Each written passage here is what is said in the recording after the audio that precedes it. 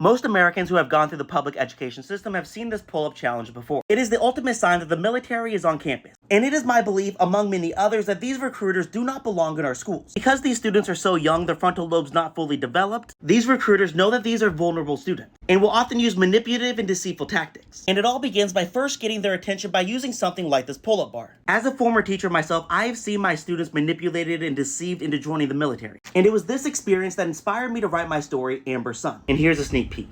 When the bell sounded, every door on campus flung open as a mass of children stampeded toward the cafeteria. In the front of the pack was a boy of 12 years old. His backpack, which was nearly the size of him, flapped in the wind. He was a head shorter than most, with much shorter strides than those around him, though his legs were quick.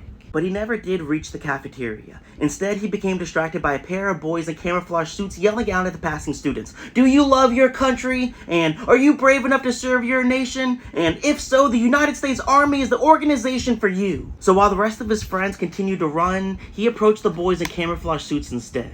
"Hello," he said. "My mother's name is Amber. I love my country, and I'm also the bravest kid in the 7th grade. Always have been." He shook hands with both boys. "My mother's name is Doris," said one. "My mother's name is Angelica," said the other. The sons of Doris and Angelica spent the rest of the lunch break telling the son of Amber about the time they fought in a war. They told him about how they got to fly in a plane overseas, and how they got to ride in a tank, and shoot guns, and smoke cigarettes, and drink whiskey, and tell stories around the campfire, and write letters home, and how their commander taught them how to shave, and... "I want to go to war," said Amber's son. "Well," said one of the boys, "you can." He grabbed a piece of paper from the table and handed it to Amber's son.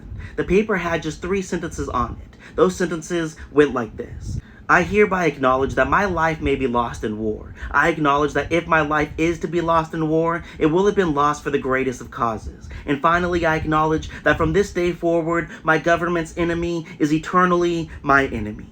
Beneath those sentences were 3 lines. The first line had already been signed by the commander-in-chief. The following lines still needed signatures. The first signature was to come from Amber's son. The second was to come from Amber herself.